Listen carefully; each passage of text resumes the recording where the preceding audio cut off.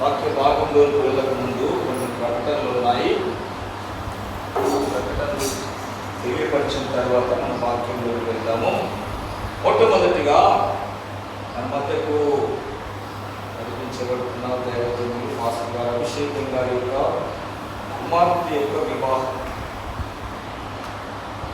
ఇది సంఘానికి అందరికీ ఇచ్చిన ఇన్విటేషన్. అయితే సంఘం గమనించండి, సంఘానికి ఇచ్చిన ఇన్విటేషన్. అలాగే సంఘంలో కూడా ప్రకటన చేస్తున్నాము.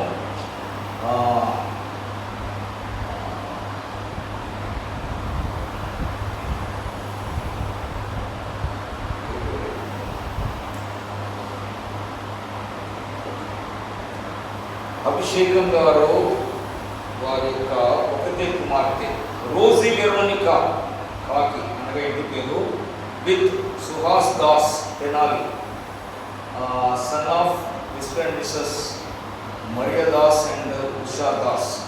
మంచిది.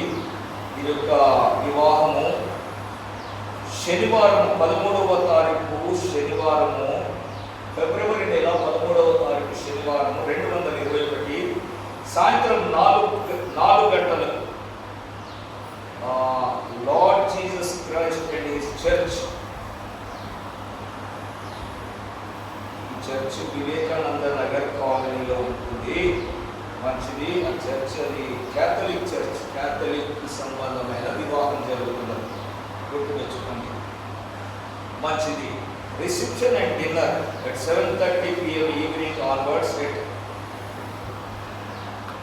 Naren Gardens near Miapur X Roads, opposite D-Mart BDL Colony, Pollaram Road, Hyderabad. కనుక ఈ విషయాన్ని జ్ఞాపకం చేసుకోండి. వచ్చే నెల 13వ తారీఖు శనివారము సాయంత్రం 4 గంటలకు హైదరాబాద్లోని Lord Jesus Christ and his church, ఇందులో వివాహం జరుగుతుంది. తర్వాత రిసెప్షన్ కార్యక్రమము Naren gardens near Miyapur X roads, అనగా మనం రాంబాబు గారి ఇంటికి పోతే అక్కడ అదే ప్రాంతం, ఆపోజిట్ డిమార్ట్ BDL కాలనీ. కనుక ఈ విషయాన్ని సంఘంలో తెలియపరుస్తున్నాం. మీ అందరికీ పాస్టర్ గారి పక్షంగా ఆహ్వానాన్ని తెలియపరిచారు. దేవులారా ఈ విషయాన్ని జ్ఞాపకం ఉంచుకోండి, ప్రార్థన చేయండి, సిద్ధపడండి. దేవుని స్తోత్రం. మంచిది. వారు పాస్టర్ గారు వారి చెల్లెలి కూతురుతో కొడుకు వివాహం ఉంది, రాలేదని చెప్పారు కనుక నెక్స్ట్ వీక్ వస్తానయ్యా అని చెప్పారు. సరే, అందు నిమిత్తమై వారు ఈ సండే రాలేకపోయారు. మంచిది పిల్లరా, ఇందాక చెప్పినట్లుగా మేము ప్రార్థన చేయబద్దులమై ఉన్నాము. రాకీ కొరకై ప్రార్థన చేయండి. అప్పుడు యొక్క PhD థీసిస్ సబ్మిట్ చేశారు, కొన్ని కరెక్షన్ చేసి మళ్ళీ ఇచ్చారంట. ఇప్పుడప్పుడు ఫోన్ చేసి ప్రార్థన చేయించుకుంటూ సంఘంలో తెలియపరచండి అని మరీ తెలియపరుస్తున్నారు. సంఘ ప్రార్థన కోరుతున్నారు. తెలియపరచమంటే సంఘ ప్రార్థన కోరుతున్నారని ప్రార్థన చేయండి. అలాగే రమేష్ కొరకు కూడా ప్రార్థన చేయండి. ఆ కుమారుడు వారందరూ హైదరాబాద్లో ఉన్నప్పుడు మొన్న వారి ఊరికి వెళ్ళి అక్కడ పని చేస్తున్నప్పుడు ఒక పాము మీద కాలు పెట్టేసి పని చేస్తుందంట. పెద్ద పాము మీదనే కాలు పెట్టేసి ఆ వరిచేరులో పని చేస్తుందంట. తర్వాత నేను చూస్తే ఆ తోక పైకి లేపిందంట, తల మీద కాలు పెట్టినందుకు. తర్వాత చూస్తే చాలా పెద్ద పాము అంట. దేవుడిలారా, దేవుడు నన్ను కాపాడండి అయ్యా, దేవునికి నాకు ఎంతో సంతోషం కలిగింది, దేవుడు ఆ స్థితి నుంచి కాపాడండి అని విషయం ప్రార్థన చేయమన్నాడు. వారి తమ్ముని కొరకు కూడా తన కడుపులేదో బాధ కలుగుతున్నదని ప్రార్థన చేయించుకున్నాడు. వారి కొరకు కూడా ప్రార్థన చేయమన్నాడు. పావని కొరకు ప్రార్థన చేయండి. ఈరోజు ఒక ఎగ్జామ్ రాయడానికి వెళ్ళింది హైదరాబాద్కు. బిడ్డ కొరకు మనం ప్రార్థిస్తున్నాం. ప్రత్యేకంగా ప్రార్థనలు జ్ఞాపకం చేసుకుందాం. ఇందాక ప్రీతి చెప్పిన సాక్ష్యాన్ని బట్టి దేవునికి స్తోత్రం.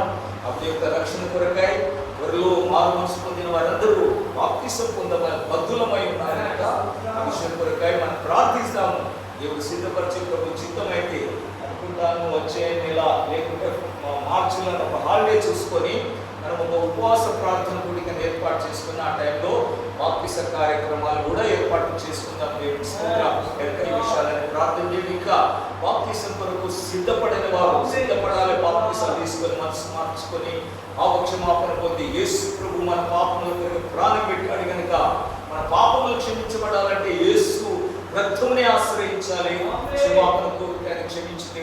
ఉన్నారు కనుక ఇప్పుడు దానికి సూచనగా గుర్తుగా బాప్తిస్మం. ఆ విషయాన్ని అందరూ గుర్తుపెట్టుకొని బాప్తిసం కొరకు కూడా సిద్ధపడండి. దేవునికి స్తోత్రం. అలాగే మనము ఇస్మాయిల్ పాస్ గారి కుమార్తె కృప కొరకు కూడా ప్రార్థన చేస్తున్నాం. ఈ విషయంలో కూడా దేవుడు సహాయం చేయనట్లుగా వారి యొక్క భర్త ఇక్కడ పోయేంత వరకు తెలియలేదు. ఇంకా ఇంటి దగ్గర పొలం గురించి వారి విషయాలు వారు మాట్లాడుకుంటున్నాక ఎన్ని విషయంలో దేవుడు వీడకు న్యాయం చేసి దేవుడు కనికరించినట్టుగా ప్రార్థన చేస్తాం. నెహెమియా బ్రదర్ కొరకు ప్రార్థన చేయమని కోరారు. వారి భార్యకు నిన్నటి నుంచి వామిటింగ్స్ అవుతున్నాయంట, బలహీన స్థితి ఉందయ్యా, శక్తి లేకుండా కనుక మా భార్య కొరకు ప్రార్థించండి. వారి ఇంటి ముందు వారు అన్యులుగా ఉన్నప్పుడు ఒక చిన్న గుడి కట్టుకున్నారు ఇద్దరు ఇంటి ముందే. ఇందులో ఒక నాగపాముది అదేదో విగ్రహం ఉన్నది. అది ఇప్పుడు తొలగించాలంటే చాలా ఇబ్బందులు పడుతున్నారు. అది అంటే వారి జాయింట్ ఫ్యామిలీ అందరూ కలిసి కట్టుకున్న గుడి. మరి ఇంటి ఇప్పుడు ఈయన ఇంటి ముందరనే ఉంటుంది. ఇప్పుడు ఈయన ఇంట్లోనే చర్చ నడుస్తుంటుంది, ఆరాధన చేస్తుంటాడు. ఎట్లా తీయాలని చాలా ప్రయాసపడుతూ తీయాలని తీర్మానించుకున్నాడు కనుక ఆటంకాలు వస్తాయి, అన్నదమ్ముల మధ్యలో గొడవలు వస్తాయి, మా పాలివారి మధ్యలో కూడా గొడవలు వస్తాయి అని కనుక ఆ విషయం ప్రార్థన చేయండి అని ఆయన కోరుకున్నాడు కనుక ఆ విషయాన్ని ప్రార్థనలు పెట్టండి. దేవుడు సహాయం చేయనట్లుగా ఇక్కడ భార్యలో కూడా ప్రార్థన చేయండి. పిల్లరా, బుధవారం రోజు కేశవపేట మన హేమా ఉన్న స్థలానికి వెళ్ళి అక్కడ ఆరాధన జరిగించాం. దేవుడు అద్భుత రీతిగా చాలా ఆశీర్వాదకరంగా దేవుడు అక్కడ ఆరాధన జరిగించబడింది. మాస్టర్ సాల్మన్ గారిని తీసుకుని వెళ్ళాము. దేవుడు చాలా మంది వచ్చారు, వారి బంధువులు అక్కడ పక్కన ఉన్న కొందరు క్రైస్తవులు కూడా వచ్చారు. దేవుడు ఆశీర్వాదకరంగా కార్యక్రమాన్ని జరిగించాడు. దేవునికి స్తోత్రం కలుగును గాక. మంచిది. నిన్నటి దినమందు మనకు చైన్ ప్రేయర్ జరిగింది. చాలా ఆశీర్వాదకరంగా ఉంది. 6 గంటల నుంచి ఈ రోజు 6 గంటల వరకు అనేక బిడ్డలు పాల్గొంటారు. మన సంఘస్థులే కాకుండా చాలా మంది అయ్యా మేము కూడా చేస్తామని వారు కూడా పాల్గొంటున్నారు. ఇది నా స్తోత్రం కలుగును గాక. కానీ మన విషయాలు, మన సంఘ విషయాలు చాలా మటుకు మనకు తెలుసుంటే కనుక ప్రతి గంటలో మన సంఘస్థులో ఉండేటట్లుగానే చూసుకొని మిగతా వారికి కూడా అవకాశం ఇస్తున్నాం. దేవునికి స్తోత్రం. కనుక దేవుడు చాలా ఆశీర్వాదకరంగా ఆ యొక్క చైన్ ప్రేయర్ కూడా దేవుడు జరిగించాడు. దేవునికి స్తోత్రం. ఇప్పుడు సమయం లేదంగా పేర్లను చదవలేదు వీలేదు. మంచిది కనుక ఈ విషయాలను ప్రార్థన చేయండి. ముఖ్యంగా ఇప్పుడు జనరల్ కన్వెన్షన్ గురించి నిన్న మన కరపత్రాలు పంపించారు. సాల్మన్ పాస్ గారు హైదరాబాద్ వెళ్తే వారితో పాటు కరపత్రాలు మనకు పంపించారు. వేరే పత్రాలు కూడా ఉన్నాయి. ఇప్పుడు అన్ని విషయాలను జ్ఞాపకం పెట్టుకోండి. జనరల్ కన్వెన్షన్ కొరకు ప్రార్థన చేయండి, సిద్ధపడండి. మనం ఇచ్చే కానుకలు మనం పంపించే బదులమై ఉన్నాము.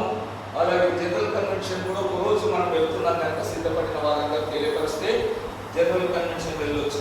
మంచిది. క్రీస్తు సువార్త సభలు తెలంగాణ రాష్ట్ర 6వ ఐపీసీ సభలు తేదీ 2021 ఫిబ్రవరి 9 నుండి 12 వరకు. ప్రథమ కూడిక 9వ తేదీ సాయంత్రం 6 గంటలకు, చివరి కూడిక అంత్య కూడిక 12వ తేదీ ఉదయం 8:30 గంటలకు. ప్రతిరోజు ఉదయం 10:30 గంటలకు మరియు సాయంకాలం 6 గంటలకు ప్రసంగ సభలు. స్థలము నైనా గార్డెన్స్, మెట్రో సమీపంలో కూకట్పల్లి పై జంక్షన్. కనుక బస్సులు వెళ్తాయి, మెట్రో ట్రైన్ వెళ్తాయి కనుక డైరెక్ట్ వెళ్ళిపోవచ్చు. కనుక ఈ విషయాన్ని జ్ఞాపకం చేసుకోండి.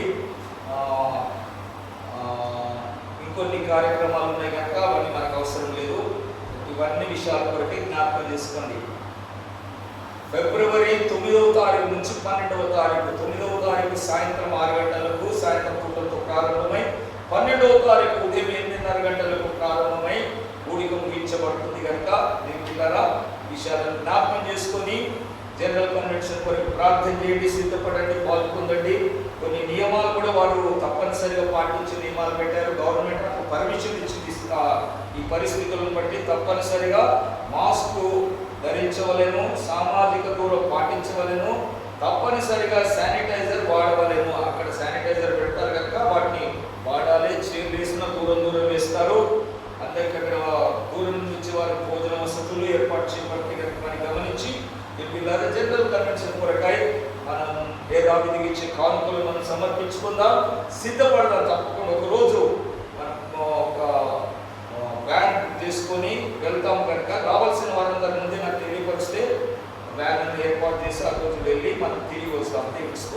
దేవుళ్ళరా, కొద్ది సమయం దేవుని వాక్యాన్ని మనం ధ్యానం చేసుకుందాం. దేవునికి స్తోత్రం కలుగుగాక. హల్లెలూయా, హల్లెలూయా. నాట్య ధ్యానం నిమిత్తమై యోహాను సువార్త 7వ అధ్యాయంలో నుండి ఒక మాట ధ్యానం చేసుకుందాం. యోహాను సువార్త 7వ అధ్యాయం 37 నుంచి 39 వరకు చదువుకుందాం.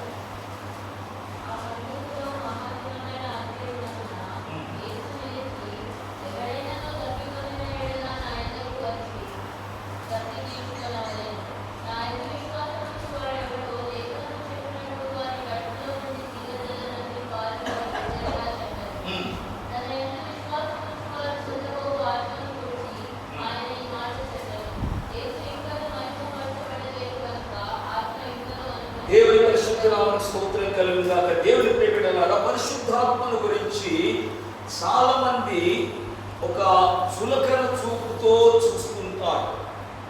చులకన చూపుతో దాన్ని ఎంచుతుంటారు. క్రైస్తవ సంఘాలు పెద్దవస్తు సంఘాలు మాత్రమే దీని ప్రాధాన్యతను గురించి నొక్కి ఒక్కానికి చెప్తుంటారు. పరిశుద్ధాత్మ యొక్క నింపుదల, పరిశుద్ధాత్మను పొందుకునే విషయం గురించి. త్రిత్వంలో త్రియేక దేవుడని అందరూ నమ్ముతుంటారు. తండ్రి అయిన దేవుడు, కుమారుడైన యేసుక్రీస్తు, పరిశుద్ధాత్మ దేవుడని.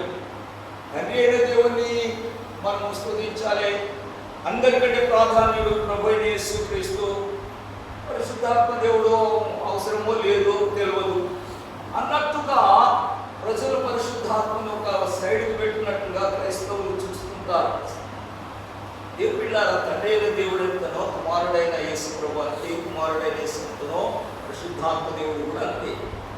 ఏకమంటే ఏకమై ఉన్నవారు ఒకరికి ఎక్కువ పొజిషన్, ఒకరి తక్కువ పొజిషన్, ఒకరి తక్కువ పొజిషన్, అక్కడ పొజిషన్లు ఏముండవు. వారి అధికారాలు ఎక్కువ ఉండి తక్కువ ఉన్నట్లు ఏం అధికారాలు ఉండవు. దైవ సంకల్పము నెరవేర్చిన కొరకాయ దేవుళ్ళారా, దేవుడిలో నుండి బయలుదేరి వచ్చి దేవుని యొక్క ప్రతిరూపాలు మాత్రమే, అంతేగాని ఎక్కువగా ఆయా ఏ సమయానికి ఎవరో అవసరమో సృష్టికర్త అయిన దేవుడు అలాగూ పంపించాడు. దేవునికి స్తోత్రం. భూలోకానికి రక్షకుడు కావాలి కనుక తన వాక్కును శరీరం ధరింపచేసి లోకములో జన్మింపచేశాడు. తండ్రి అయిన సృష్టికర్త అయిన దేవుడు ఉన్న వాక్కు శరీరాన్ని ధరించి లోకంలో యేసు అను నామమును పెట్టుకొని లోకంలో జీవించాడు. రక్షకుడు ఆయన రక్తము ద్వారా పాప విమోచన, ఆయన రక్షణ కార్యం జరిగించాడు, వెళ్ళిపోయాడు. ఆయన రక్తము ద్వారా విమోచించబడిన ప్రజలు ఈ లోకంలో జీవించాలి. యేసు ప్రభు ద్వారా రక్షింపబడిన వారు ఆ రక్షణ స్వార్థం భూలోకం అంతా చాటించాలి, తెలియపరచాలి. ఇది దైవ సంకల్పం, తండ్రి అయిన దేవుని యొక్క ఉద్దేశం. ఇది రక్షణ కార్యం జరిగించబడింది, ఆ రక్షణను తెలియపరచాలి. ఎవరిపై తెలియపరచాలి? పరిశుద్ధాత్మని పంపించాడు. పరిశుద్ధాత్ముడు ఆయనను విశ్వసిస్తున్న వారిలో నివసిస్తూ వారిని వాడుకుంటున్నాడు. వారు ఒక సాధనలుగా వాడుకుంటున్నాడు. పరిశుద్ధాత్మ దేవుడు తండ్రి ఏ కార్యములు చేయగలడు, పరిశుద్ధాత్మ దేవుడు ఆయన ఏర్పరచుకున్న వారిలో నివాసం చేసి ఆయా కార్యములు చేస్తున్నాడు. దేవుడు ఏ కార్యములు చేస్తాడో, యేసు ప్రభు ఈ లోకంలో శరీరధారిగా ఉన్నప్పుడు ఏ కార్యములు చేశాడో అవన్నీ కూడా పరిశుద్ధాత్మ దేవుడు తాను ఏర్పరచుకున్న, తాను నివాసం చేస్తున్న వారిలో నివసించి ఆ కార్యములన్నీ చేస్తున్నాడు. యేసు ప్రభు కూడా చెప్పాడు, నేను చేసిన కార్యమే కాదు, వీటికంటే గొప్పవి మీరు చేస్తారన్న. ఎవరిని తన సొంత శక్తితో ఎవరు చేయలేడు. ఎవరి దగ్గర శక్తి లేదు. దైవ కార్యాలు చేయాలంటే దైవ శక్తి అవసరం. దేవుడే రావాలి మన మధ్య నివాసం చేయుటకై.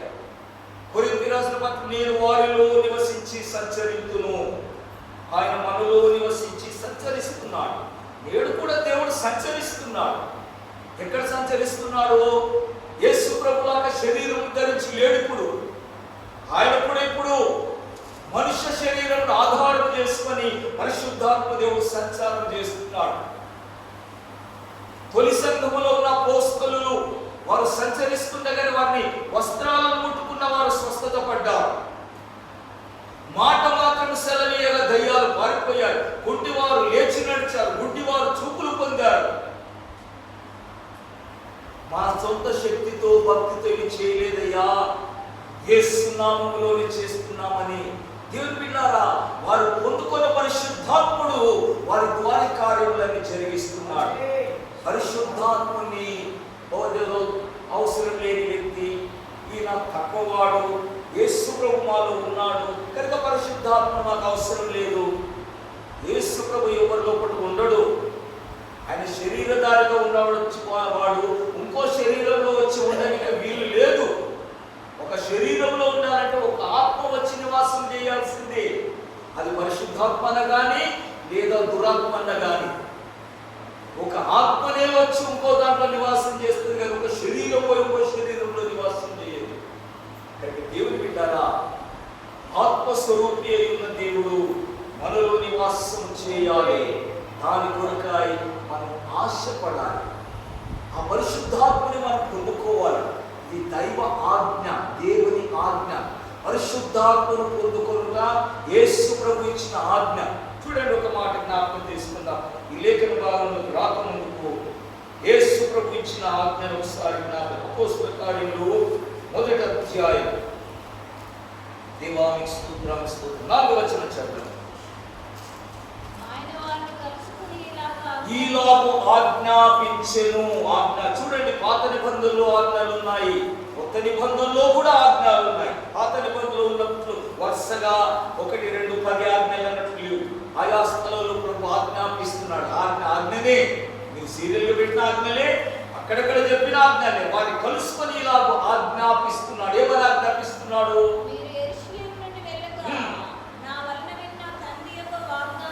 వాగ్దానం కొరకు కనిపెట్టండి.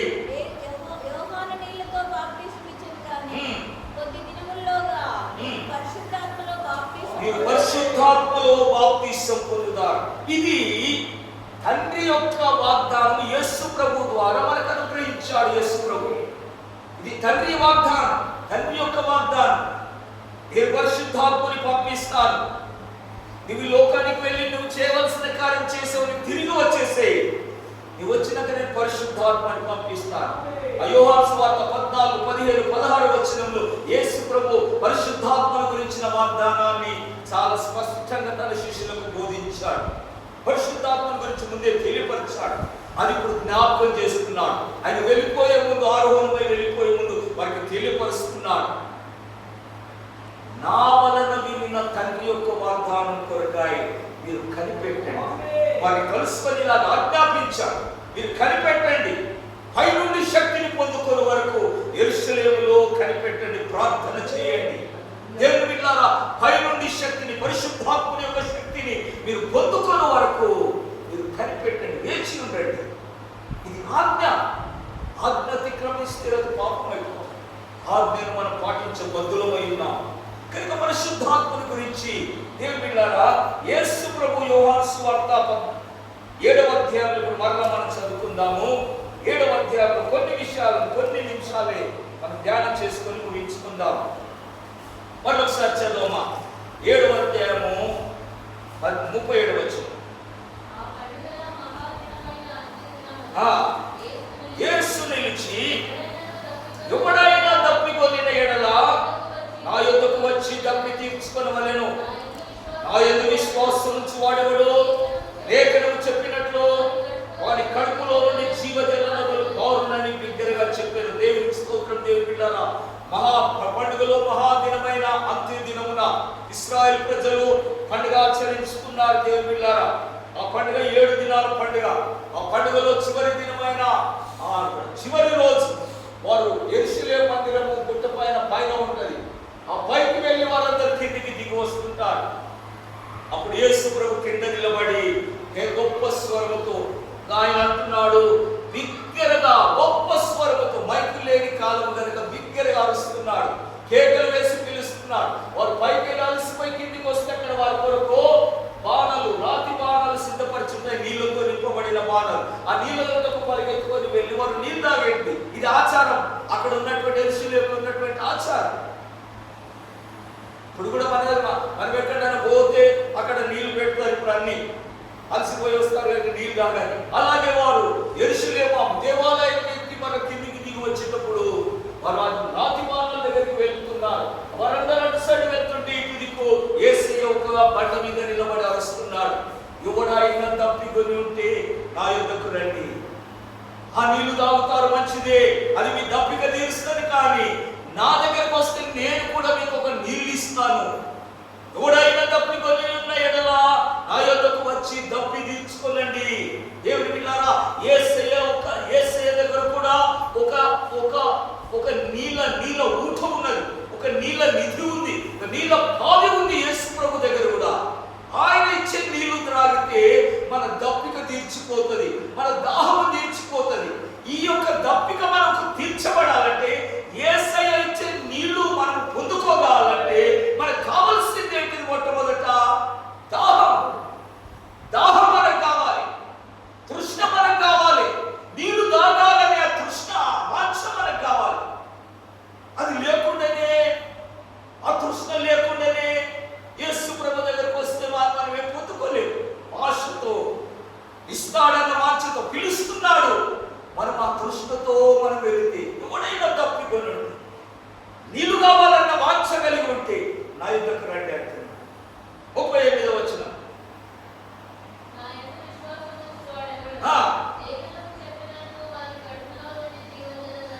దేవుని బిడ్డలారా, రెండవది నా యందు విశ్వాసం ఉంచువాడు.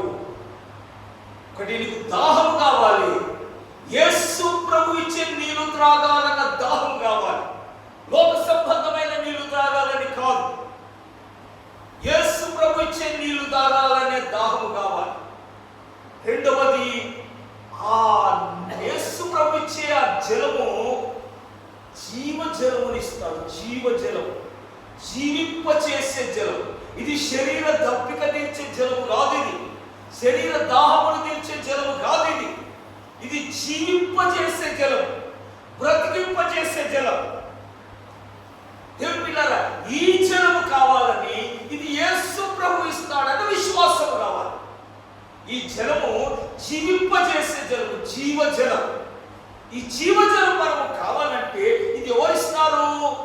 యేసు ప్రభు దగ్గర కుండలు పెట్టుకొని ఆయన పిలుస్తలేడు, కుండలకు వెళ్ళి ముంచి ఎనికే విశ్వాసం ఉంచి వారికి అనుగ్రహిస్తాడు. విశ్వాసం కలిగిన వారికి ఆయన అనుగ్రహించబోతున్నాడు. దేవుని బిడ్డలారా, ఆ యొక్క జీవజలం నేను పొందుకోవాలన్న వాంఛ నాకు కావాలి. మొట్టమొదటి దాహం నాకు కావాలి. రెండవది, ఇది యేసు నాకు ఇస్తాడన్న విశ్వాసం మనకు కావాలి. ఈ జీవజలాన్ని మనం పొందుకోవాలి. ఏంటిది జీవజలం గురించి చెప్తున్నాడు? ఆయన దగ్గర కుండలు లేవు, కుండలు లేవు, నీళ్ళు బాయిలు పక్కన తోడిపోయినకి. దేని గురించి ఆయన ఈ జీవజలం గురించి చెప్తున్నాడు? చదువు 39 చదువు. ఇప్పుడు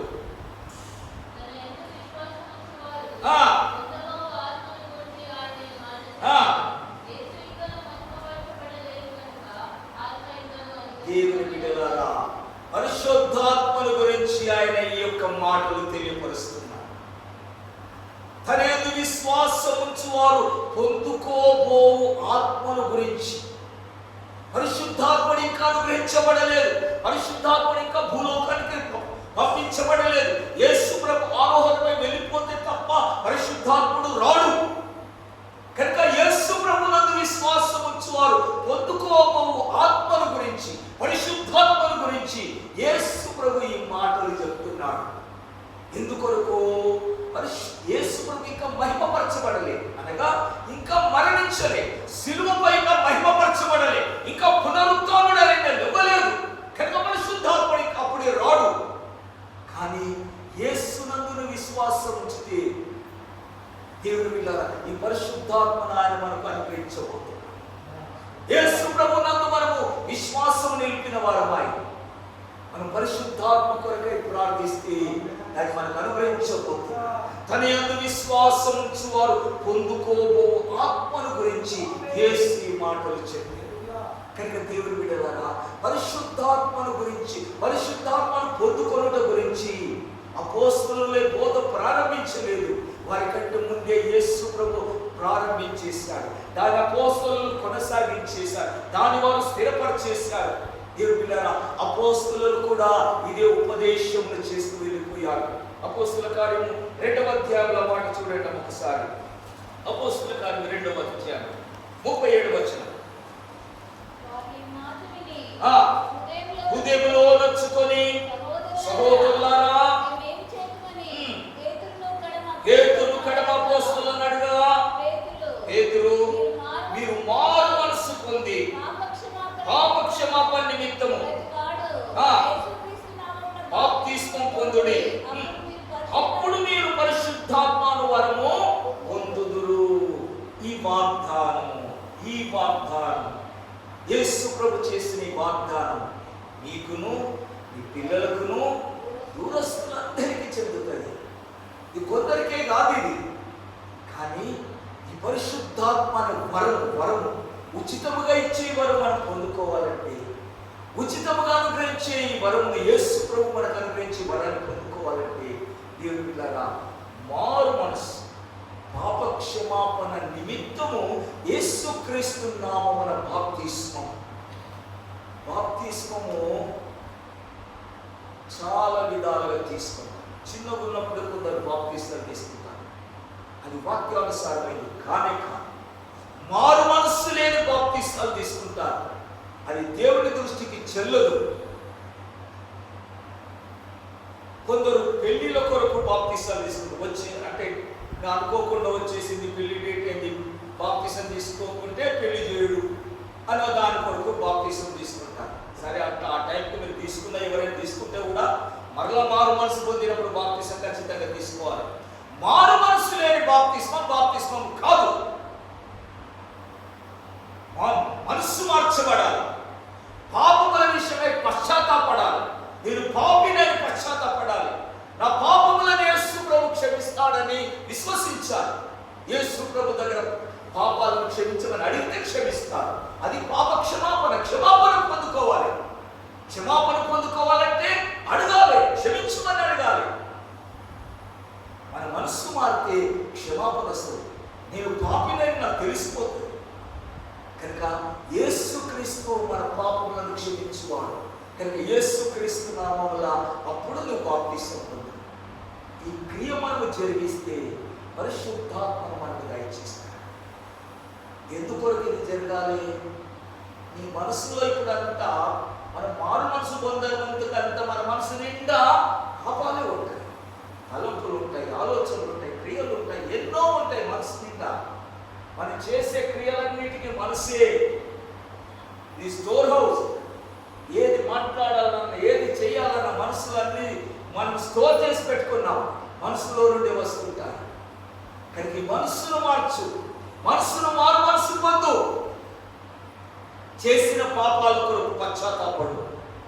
ఆ పాపాలు పోవాలంటే యేసు రక్తము ద్వారా శుద్ధీకరించబడతాయి. క్షమాపణ కోరు, ఆయన మన పాపాలను క్షమిస్తాడు. అప్పుడు ఆ మారు మనస్సు పాప క్షమాపణకు గుర్తు నీటిలో బాప్తిస్మం. నీటి గుర్తది. బాప్తిస్మములో ఏమీ లేదు, మనకు పోసిన నీళ్ళే. మన పాస్టర్లో ఏమీ లేదు, ఏం శక్తి లేదు. నీకు బాప్తిసం ఇస్తున్న పాస్టర్లో నువ్వు మునిగిన నీళ్ళలో ఏం శక్తి లేదు. కార్యమంతా కూడా నీ హృదయంలో జరిగింది, నీ మనసులోనే జరిగిపోయింది కార్యం. నీవు నీ పాపములను బట్టి నీ మనస్సును మార్చుకున్నావు. అయ్యో, నేను ఈ స్థితిలో ఉంటే నరకానికి వెళ్తాను, ఇది నిశ్చయం. ఈ జీవితాన్ని మార్చుకోవాలి, బ్రతుకును మార్చుకోవాలి, క్రియలు మార్చుకోవాలి అని మారు మనసు పొందావు. అయ్యో, నేను ఇంతవరకు చేసిన పాపాలు ఏం కావాలి? మన క్రియలు మన వెంటనే వస్తాయి. కనుక ఈ పాపాలు క్షమించబడాలంటే యేసు ప్రభువుని ఆశ్రయించాలి.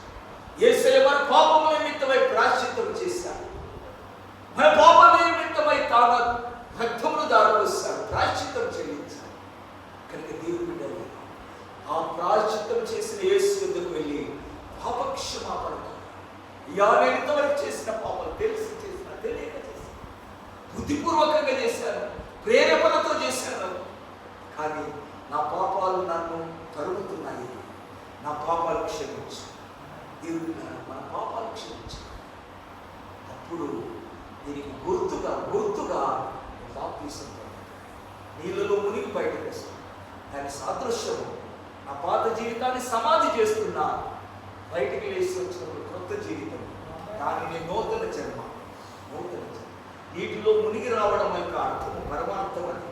నా పాత జీవితాన్ని లోకములు, నీళ్లు లోకానికి సాదృశ్యం. లోకములో నేను చంపివేస్తున్నా, విడిచిపెడుతున్నా. అట్లా నీటిలో నుంచి బయటకు వస్తున్నావు.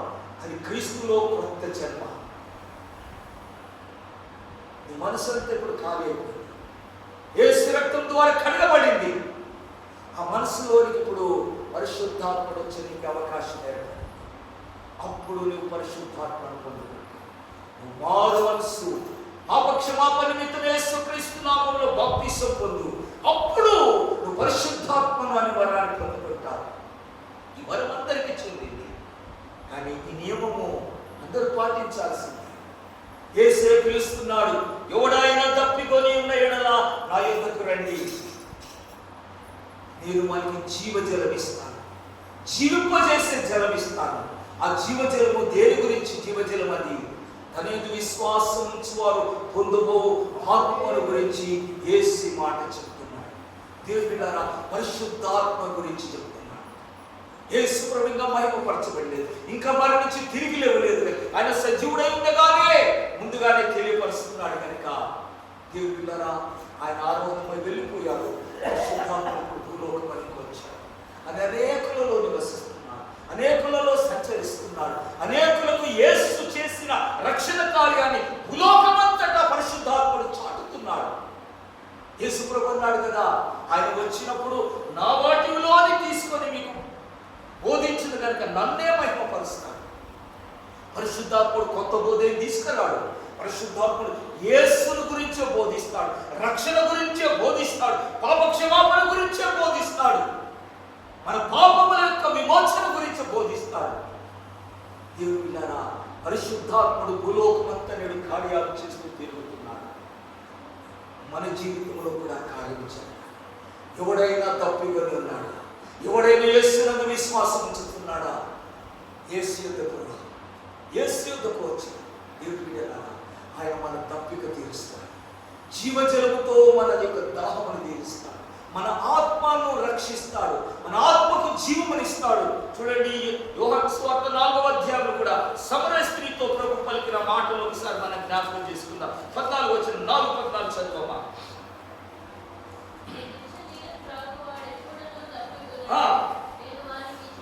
నేను వారికి ఇచ్చు నీళ్లు నిత్య జీవం కొరకాయి వారిలో ఊరేడి బుగ్గగా ఉండునని ఆమెతో చెప్పాను. దేవుని పరిశుద్ధ నామమునకు స్తోత్రం. సమరయ స్త్రీ నీళ్లు చేదుకొంటకై తమ పితరుల బావి దగ్గర వచ్చి నీళ్లు చేదుకొని వచ్చేసి యేసు ప్రభు బావి పక్కన కూర్చున్నాడు. దాహమై అలిసిపోయి ఆకలితో మిట్ట మధ్యాహ్నము యేసు ప్రభు బావి పక్కన కూర్చున్నాడు. అలిసిపోయాడు, ఆకలితో ఉన్నాడు, దాహంతో కూడా ఉన్నాడు, శరీర సంబంధమైన దాహంతో ఉన్నాడు యేసు ప్రభు. ఒక స్త్రీ ఆ టైంలో నీళ్లు చేదుకొని వచ్చింది. పేరు లేదు కానీ ఆమె సమరయురాలు. యూదులు అటువంటి వారిని ముట్టుకోరు, తాకరు, వారితో సాంగత్యమే చేయరు. అటువంటి ఆమె ప్రభు అడిగాడు, అమ్మా నాకు దాహములకు నీళ్ళు ఇవ్వమంటే ఆమె అంటుంది, అయ్యా నువ్వు యూదుడవు, నేను సమరయురాలు, నన్ను దాహములకు నీళ్ళు అడుగుతున్నాను, ఇదే పద్ధతి అయ్యా. ఎందుకంటే ఆమె జీవితం సరైన జీవితం కాదు కనుక ఆ యోనస్తుడైన ప్రభు అడిగితే ఆమె ఇంకో విధంగా తలంచినట్టున్నది. నన్ను అడగడం ఏంటి నువ్వు? మీరు యూదులు, నేను సమరయులు అయినా నన్ను అడుగుతున్నావు.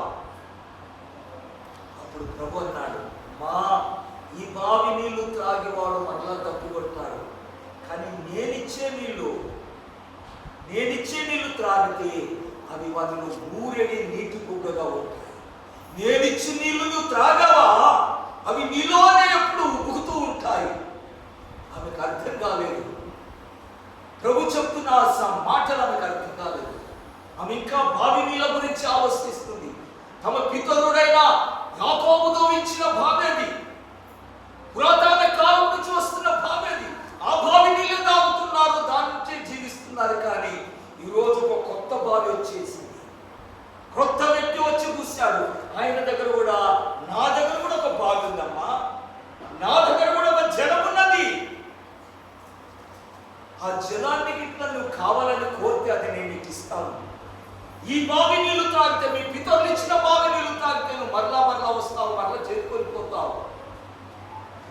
మాటి మాటికి వస్తున్నావు, వెళ్తున్నావు, మాటి మాటికి చర్చకు వస్తున్నావు, వెళ్తున్నావు. కానీ ఈ స్థలమందు ఒకడున్నాడు. ఇక్కడ ఉన్న వారి వ్యక్తి ఒక్కడు ఇంకా ఈ స్థలమందు మనకు కనబడిన వ్యక్తి ఉన్నాడు. ఆయన ఎవరో తెలుసుకోలేకపోతున్నా. సమరయ స్త్రీకి ఆయన ఎవరో తెలియదు పాపం. ఆయన ఎవరో గ్రహిస్తలేదు కూడా. పరిశుద్ధాత్ముడు ఎవరో మీకు అర్థమైతే లేదు. పరిశుద్ధాత్ముడి స్థలమందు ఉన్నాడు. ఆయన దగ్గర కూడా ఒక బావి ఉన్నది. ఆయన దగ్గర కూడా ఒక జలం ఉన్నది. ఆయన ఇచ్చే నీళ్లు నువ్వు త్రాగితే అవి నిత్య జీవం కొరకైన నీళ్లు. నీ యొక్క శరీర దప్పిక తీర్చే నీళ్లు కావివి. నిత్య జీవమును కలిగించే జలం. చదువు 14 వచ్చిన ఏ నిత్య నీళ్లు త్రాగువాడు ఎన్నడూ తప్పికొనడు. నేను వారికి ఇచ్చి నీళ్లు నిత్య జీవము కొరకాయి. దేవుని బిడ్డ నిత్య జీవము కొరకాయి. ప్రభువు ఇచ్చే నీళ్లు, ప్రభువు ఇచ్చే పరిశుద్ధాత్మ నిత్య జీవము కొరకాయి మనకు అనుగ్రహిస్తున్నాడు. నిత్య జీవం మనం పొందుకోవాలంటే యేసు ప్రభు ఇచ్చే జలమని పరిశుద్ధాత్మను పొందుకోవాల్సింది. పరిశుద్ధాత్మని జలము లేకపోతే, పరిశుద్ధాత్మ అనుభవం నీకు లేకపోతే, పరిశుద్ధాత్మ నేను కలిగి లేకపోతే నిత్య జీవములకు వారసులు కాలేదు. నిత్య జీవమును మనం పొందుకోలేము. నేను వానికి ఇచ్చు నీళ్లు. ప్రభు చెప్తున్నాడు 4వ అధ్యాయంలో, ఇక్కడ చెప్తున్నాడు 7వ అధ్యాయంలో అదే చెప్తున్నాడు. దేవుని బిడ్డారా, 7వ అధ్యాయంలో ఆ జలం గురించి, దేని గురించి చెప్తున్నాడు అక్కడ క్లారిఫికేషన్ ఇచ్చేసాడు, వివరణ చెప్పేశాడు. తన యందు విశ్వాసం ఉంచువారు పొందుకోబో పరిశుద్ధాత్మ గురించి ఆయన మాట చెప్పెను. ఆయన జలముల గురించి చెప్తున్నప్పుడల్లా అది పరిశుద్ధాత్మల గురించి చెప్తున్నాడు. జీవజలం గురించి చెప్తున్నప్పుడల్లా పరిశుద్ధాత్మల గురించి చెప్తున్నాడు. పరిశుద్ధాత్మనికి బైబిల్లో 7 నామాలు కలవు, 7 నామములు కలవు. అందులో జలము ఒకటి, మేఘము ఒకటి, హస్తము ఒకటి, ఆ నూనె అభిషేక తైలం ఒకటి, దేవుని బిడ్డ అగ్ని ఒకటి, పౌరాకారం వలె ఇలా పరిశుద్ధాత్మని యొక్క ప్రతిబింబాలుగా, సాదృశ్యాలుగా మనకు తెలియపరచబడ్డాయి. ప్రకటన గ్రంథములో దేవుని 7 ఆత్మలు కలిగిన వాడు చెప్పు సామెత. దేవుని బిడ్డలారా, అంతే తప్ప పరిశుద్ధాత్మలు 7 పరిశుద్ధాత్మలే ఉండరు. ఏ సమయం మనకు ఏ విధంగా కావాలి. యేసు ప్రభు మీదకి పరిశుద్ధాత్ముడు వచ్చినప్పుడు పౌరాకారం వలె వచ్చి, కానీ శిష్యుల మీదకి దిగి వచ్చినప్పుడు పౌరాకారం లాగా రాలే, అగ్ని వలె వచ్చాడు. ఎందుకంటే మీరు లోకాన్ని దహించబోవాలి, లోకాన్ని మార్చబోవాలి, లోకం కొరకు వాడబడాలి, లోకమును దహించి వేసే అగ్ని జ్వాలలుగా వెళ్ళిపోవాలి. కనుక అగ్ని వలె ఆయన దిగి వచ్చేసాడు. దేవుని బిడ్డలారా, పరిశుద్ధాత్మను తన యందు విశ్వాసం ఉంచి వారు పొందుకోబోవాలని గురించి, అమ్మా నీవి బావి నీళ్లు త్రాగుతున్నావు, రోజు వస్తున్నావు, చేదుకొని పోతున్నావు, మరలా రేపు వస్తున్నావు, ఆదివారం వస్తున్నావు, వెళ్తున్నావు, మరలా ఆదివారం వస్తున్నావు, కానీ నీ జీవితంలో తృప్తి పొందుకొని వెళ్ళావు. సమరయ స్త్రీ ఆ ప్రభు ఇస్తున్న జలం అర్థం కాక, అయ్యా అది ఎట్లా దొరుకుతుందయ్యా, ఆమె జీవితాన్ని మార్చేశారు, ఆమె మనస్సును మార్చేశారు, ఆమె పాపక్షమాపణ పొందుకునేటట్లు చేశారు, ఆమె బ్రతుకులో మార్పును కలిగించారు. అవునయ్యా, నేను పాప జీవితం జీవిస్తున్నాను, నేను తప్పుడు జీవితం జీవిస్తున్నాను అని తన నోటితో ఒప్పింప చేశాడు, మారు మనస్సును కలిగజేశాడు. దేవులారా, ఆ సమరయ స్త్రీ చూడండి,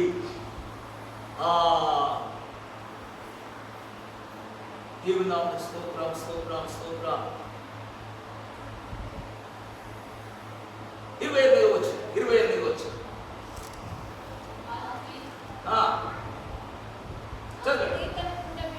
ఆ స్త్రీ తన కుండను విడిచిపెట్టి ఊరిలోనికి వెళ్ళిపోయి నీళ్లు చేదుకోనికి వచ్చినామే, నీళ్లు బావి నీళ్లు చేదుకోనికి వచ్చినామే, ఆ నీళ్లతో కుండను నింపుకొని వెళ్ళిపోవాలని వచ్చినామే, కొండను విడిచిపెట్టేసింది. నీళ్లు తీసుకొని పోతలేదు. ఇప్పుడు ఆ బావిలోని నీళ్ళకి అవసరం పడతలేదు. ఇప్పుడు ఆమెకు నేనిచ్చి నీళ్లు త్రాగువాడు వానిలో ఊరేడి నీటి బుగ్గగా ఉంటుందన్న ఆ జలాన్ని పొందుకున్నది. ఆ ప్రభు ఇచ్చే జీవజలాన్ని పొందుకొని సంతోషంతో వెళ్ళిపోతుంది. దాహంతో పోతలేదు. ఇప్పుడు శరీర దాహం లేదు. దేవుని బిడ్డలారా, ఊరంతా తిరిగి స్వార్థ ప్రకటిస్తున్నది. ఊర్లోని జనానికి అంతటికి యేసు గురించిన, మెస్సయ్యను గురించిన వర్తమానం తెలియపరుస్తున్నది. నాతో మాట్లాడిన వాణ్ణి వచ్చి చూడండి, నా జీవితాన్ని మార్చిన వాణ్ణి వచ్చి చూడండి, నా బ్రతుకునంతా నా ముందుకు పెట్టిన వాణ్ణి వచ్చి చూడండి. ఈయన మెస్సయ్య కాడా? ఈయన క్రీస్తు కాడా? ఈయన మనం ఎదురు చూస్తున్న రక్షకుడు కాడా? దేవుడి బిడ్డలారా, తన యొక్క శరీర సంబంధమైన అవసరతను తీర్చుకుంటే, దాహం తీర్చుకుంటే వచ్చి ఆ విషయాన్ని అక్కడే వదిలిపెట్టేసి, ఆ కుండను అక్కడే వదిలిపెట్టి, తన జీవితం ఒట్టి కుండను అక్కడ వదిలిపెట్టేసి జీవజలాన్ని నింపుకొని తిరిగి మీ ఊరిలోని తెలిపి కొన్ని వందల మందిని తీసుకొని వచ్చేసి యేసు ప్రభు రక్షకుడని పరిచయం చేసి, దేవుడి బిడ్డలారా, జీవజలం మనం పొందుకోవాలి, జీవజలంతో నింపబడాలి, ప్రభు ఇచ్చే జీవజలంతో నింపబడాలి. దేవుడి బిడ్డలారా, పరిశుద్ధాత్మని ఎవరు మనకి ఇవ్వరు, ఏ పాస్టర్ ఇవ్వడు, ఎక్కడ ఇవ్వడు. పరిశుద్ధాత్మని ఇచ్చేవాడు ప్రభు అయిన యేసు మాత్రమే. యేసు మాత్రమే పరిశుద్ధాత్మ. బాప్తిసం ఇచ్చి యోహాను ప్రారంభించాడు బోధ. నేను మారు మనసు విషయమై పాప క్షమాపణ నిమిత్తం మీకు నీటిలో బాప్తిసం ఇస్తున్నాను. మారు మనసు నిమిత్తమై, మారు మనసు విషయమై పాప క్షమాపణ నిమిత్తం. ఇది బాగా గుర్తుపెట్టుకోవాలి. బాప్తిసం పొందడం అనగా మారు మనసు విషయమై పాప క్షమాపణ నిమిత్తం నీటిలో బాప్తిస్మం. అయితే నా వెనుక ఒక వ్యక్తి వస్తున్నాడు, ఆయన శక్తిమంతుడు, బలవంతుడు. ఆయన మీకు పరిశుద్ధాత్మలో బాప్తిసం ఇచ్చేవాడు.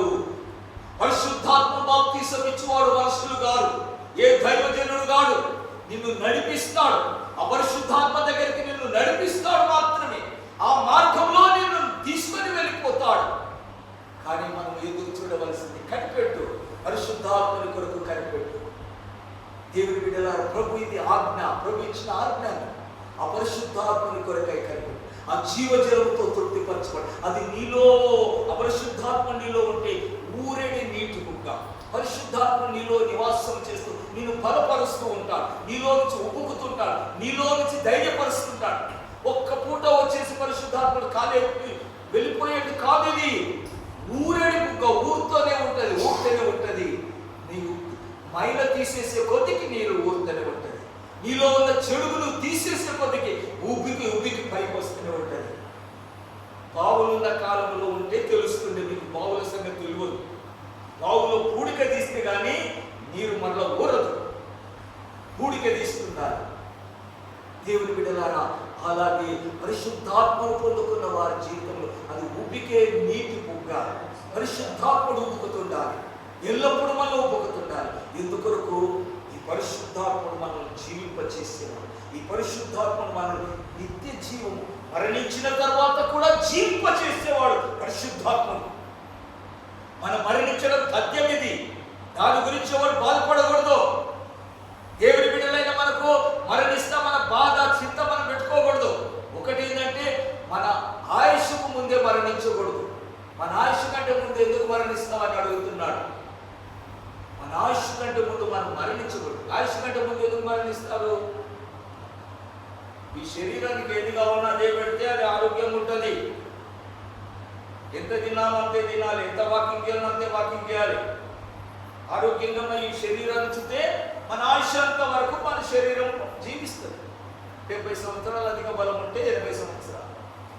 ఎందుకు ముందే మరణిస్తారంటే, మన శరీరానికి మనము అన్ని పరిమాణాలన్నీ పెడితే అది శరీరం సహకరించదు, శరీరం ఇదే. కనుక దేవుని బిడ్డలారా, ఈ శరీర మరణం అందరికీ వస్తుంది నిశ్చయమే. కానీ నిత్యము జీవించే అనుభవం గురించి ఆలోచించాలి, నిత్య జీవముల గురించి ఆలోచించాలి. మన ఆత్మ నిరంతరం జీవిస్తుంది. అటు పరలోకములను ఉంటుంది, లేదంటే నరకములను ఉంటుంది. ఏ స్థితిలో ఉంటుంది అట్లా నిత్య జీవములో దేవుడితో మనం ఉండాలంటే ఇదిగో జీవజలాన్ని పొందుకో, జీవింపజేసే జలాన్ని పొందుకో, పరిశుద్ధాత్మని జలాన్ని పొందుకో. తన యందు విశ్వాసం ఉంచువారు పొందుకోబో ఆత్మను గురించి యేసు ప్రభు మాట చెప్తున్నాడు. పరిశుద్ధాత్మని గురించిన విశ్వాసం నీకు కావాలి. పరిశుద్ధాత్మని పొందుకోవాలన్న తృష్ణ నీలో కావాలి. పరిశుద్ధాత్మని కలిగి ఉండాలన్న వాంఛ మనలో కావాలి. పరిశుద్ధాత్మని గురించి అవగాహన లేని జీవితము, క్రైస్తవ జీవితము మనం కలిగి ఉండకూడదు. దేవుని బిడ్డలారా, ఒక 2-3 వాక్యాలు మీకు జ్ఞాపకం చేసి నేను ముగిస్తాను. దేవుని పరిశుద్ధ నామమునకు స్తోత్రం. ఆదికాండము ఒక మాట జ్ఞాపకం చేసుకొని చూడండి. 21వ అధ్యాయం, ఆదికాండం 21:16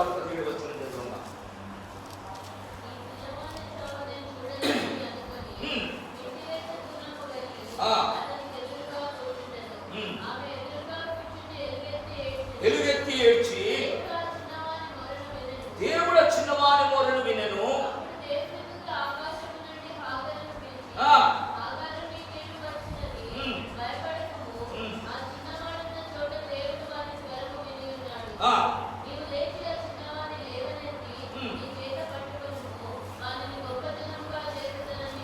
దేవుని పరిశుద్ధ నామమునకు స్తోత్రం. దేవుని బిడ్డలారా, హాగరు గురించిన విషయము, అబ్రహాము ఇంటి నుండి తరమబడిన హాగరు, తన చేతులలో తనతో పాటు ఒక కుమారుడు ఉన్నాడు. ఇంచుమించు 18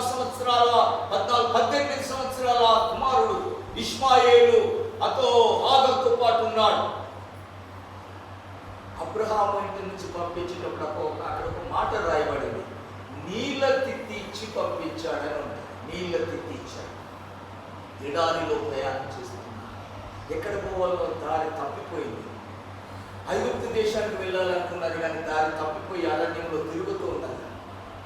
అరణ్యంలో అటు అటు తిరిగేసి ఎడారిలో దేవుని పిల్లల మార్గం తప్పి దాహం అయిపోయింది. తన దాహాన్ని అట్లా తట్టుకుంటుంది కానీ అయోనస్తుడైన ఇష్మాయేలు తట్టుకోలేకపోతున్నాడు. దాహంతో ఏడ్చి సొమ్మసిల్లిపోతున్నాడు. వాడు ఎక్కిలు పడుతున్నాడు. దాహంతో చనిపోయే స్థితికి వచ్చేసాడు. అప్పుడు అంటుంది హాగరు, ఈ పిల్లవాని చావు నేను చూడలేననుకొని పిల్లవాడిని అంత దూరం పారేసి వెళ్ళిపోయి చెట్టు మీద కూర్చొని ఎలుగెత్తి ఏడుస్తుంది. నా కొడుకు చావు నా కళ్ళతో నేను చూడలేదని.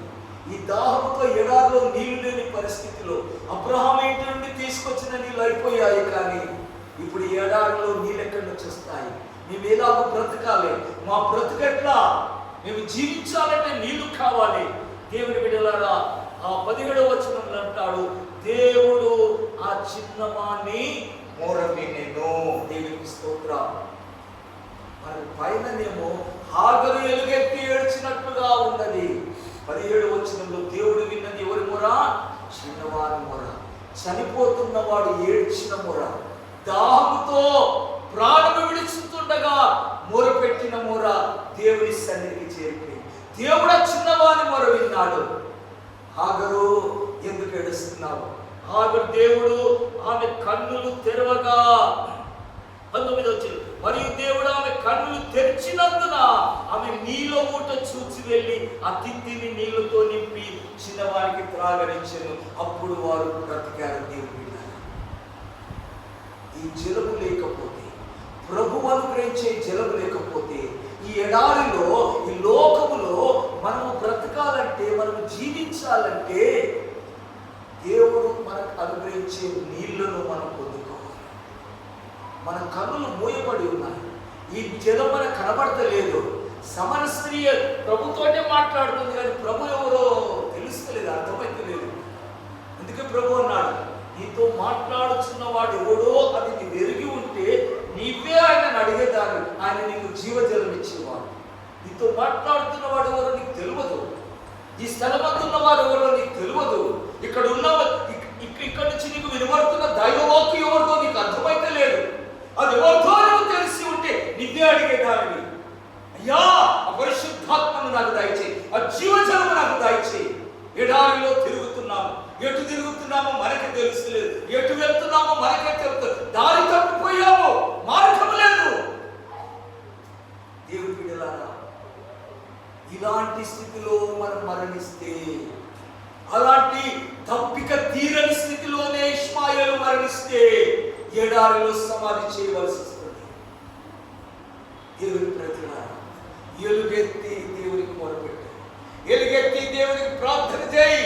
అయ్యా అయ్యా అయ్యా, మా సొంత నీళ్ళు అయిపోయాయి, మా సొంత భక్తి అయిపోయింది. మా సొంత భక్తితో మేము ఇప్పుడు బ్రతకలేకపోతున్నాం, మేము జీవించలేము.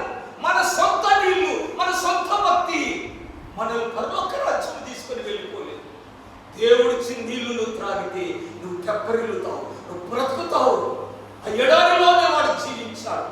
ఐగుప్తు దేశానికి వెళ్ళిపోలేదు. అక్కడ నీలో ఊట ఒకటి దేవుడు లేపాడు కనుక ఆ నీళ్లు మొట్టమొదట నీళ్లు నింపుకున్నారు, తిత్తి నింపుకొని త్రాగుతూ ఉన్నారు. దేవుడు ఇది నీలో ఊరేడి నీటి బుగ్గలు. న్యాయాధిపతుల గ్రంథంలో ఒక మాట చూస్తున్నాం, 15వ అధ్యాయం న్యాయాధిపతుల గ్రంథం 15వ అధ్యాయము 18-19.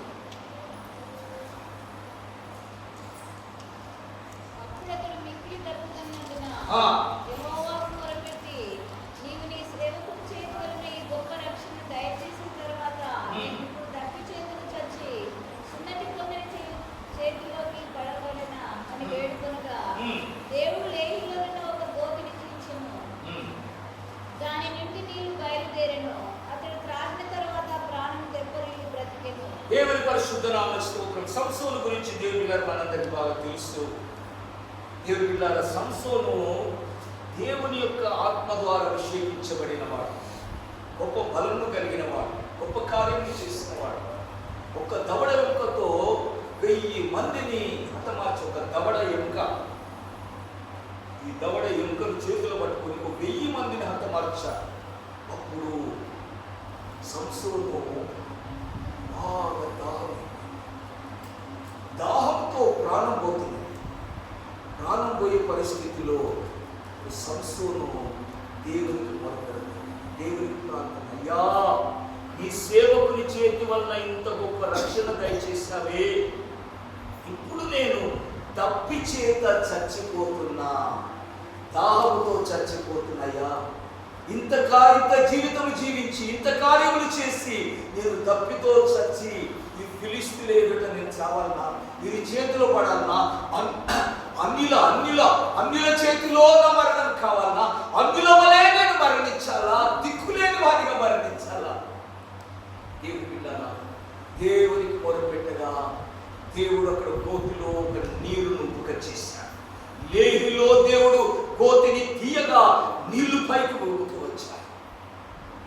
ఆ నీళ్లు తాగి సంసోను బ్రతికాడు, జీవించాడు. దేవుని బిడ్డలారా, ఈ లోక సంబంధంగా మాత్రమే మనము ఆత్మీయమైన జీవితంలో జీవించడానికి పరిశుద్ధాత్మ మనకు ఎంత అవసరమో, అలాగే నిత్య జీవంలో జీవించడం కొరకాయ, నిరంతరము దేవునితో జీవించడం కొరకాయ దేవుడిచ్చే జీవజలం అనగా పరిశుద్ధాత్మను మనం పొందుకున్న పద్ధతి. పరిశుద్ధాత్మ కొరకాయ వాంఛగలిగి వాంఛ, తృష్ణ, వాంఛ, ఆ కోరిక పొందుకోవాలి, తాగాలి, పరిశుద్ధాత్మను పొందుకోవాలి. రెండవది విశ్వాసం. పరిశుద్ధాత్మను పొందుకోవాలనేది యేసు ప్రభు యొక్క ఆజ్ఞ. ఆయన వారిని కలుసుకొని ఇలా ఆజ్ఞాపించింది. కనుక బైబిల్ శక్తిని పొందుకునే వరకు యెరూషలేములో కనిపెట్టండి, దేవుని మందిరంలో కనిపెట్టండి, దేవుని మందిరంలో ప్రార్థనకు రండి, దేవుని సన్నిధానానికి రండి, పరిశుద్ధాత్మ కొరకై కనిపెట్టి పరిశుద్ధాత్మను మనం పొందుకున్న బద్ధులమై ఉన్నాము. పరిశుద్ధాత్మని ద్వారా మనం జీవిస్తాము, నిత్య జీవాన్ని పొందుకుంటాము. పరిశుద్ధాత్మ మనకు సహాయం చేయదు కాక. మంచిది, అందరం మోకరించి కళ్ళు ఉంచినట్లయితే ప్రార్థన చేసుకుందాం. హల్లెలూయా, హల్లెలూయా, హల్లెలూయా, హల్లెలూయా, హల్లెలూయా, హల్లెలూయా. దేవానికి స్తోత్రం, స్తోత్రం, స్తోత్రం, స్తోత్రం, స్తోత్రం, స్తోత్రం. హల్లెలూయా, హల్లెలూయా, హల్లెలూయా, హల్లెలూయా, హల్లెలూయా. యేసయ్యాకి స్తోత్రం, స్తోత్రం, స్తోత్రం, స్తోత్రం, స్తోత్రం.